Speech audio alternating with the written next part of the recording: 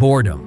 Most of us try to avoid it, but today, I invite you to look at it through a new lens. In this video, I'm going to reveal the 5 stages of boredom and which one of them can actually lead to greatness. You might be surprised to know that the most successful people around the world like Warren Buffett, Bill Gates, Steve Jobs, Tim Cook, they all have one common productivity weapon in their arsenal, which they repetitively use to come up with new ideas, new solutions, and to focus on their most important tasks. And that weapon is boredom. You know why they use this? Because it actually works. All of you watching this video will likely relate to at least one of these stages and can convert that stage into your advantage. So the first stage is indifferent boredom. It is when you feel a little bored, but it doesn't really bother you. A common example is when you're waiting in a checkout line, idly passing the time without much thought or concern.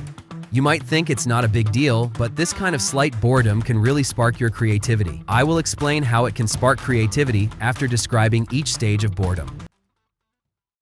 It's that feeling when you're staring at your work and just can't make any progress. You're not really into it, and you sit there feeling stuck, looking at your computer screen or your paperwork, and nothing happens. You know you want to do something, but you're not quite sure what it is. Then we have searching boredom. It happens when you're looking for something to do, but can't find anything that really grabs your attention. You might find yourself flipping through TV channels over and over or scrolling down your social media feeds, yet nothing seems appealing.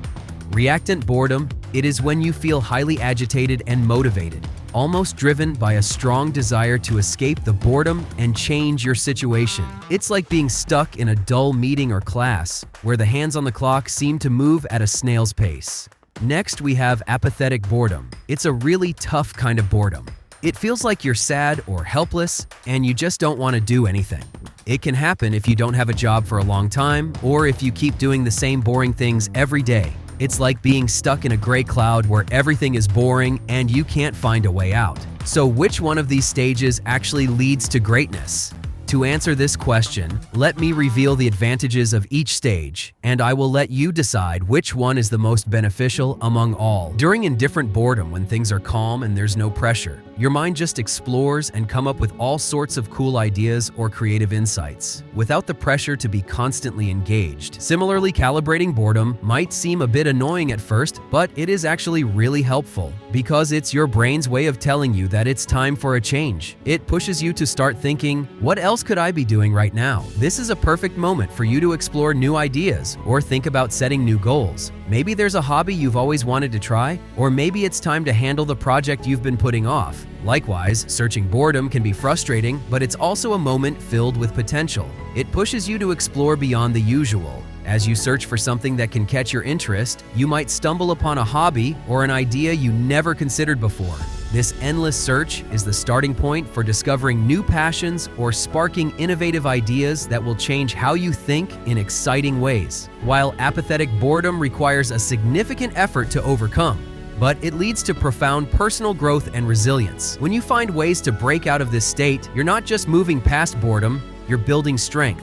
This process will help you develop the skills and mental toughness needed to handle future challenges more effectively. By facing and overcoming this deep sense of deadlock, you learn to revive your motivations and find meaning in activities that once felt unimportant.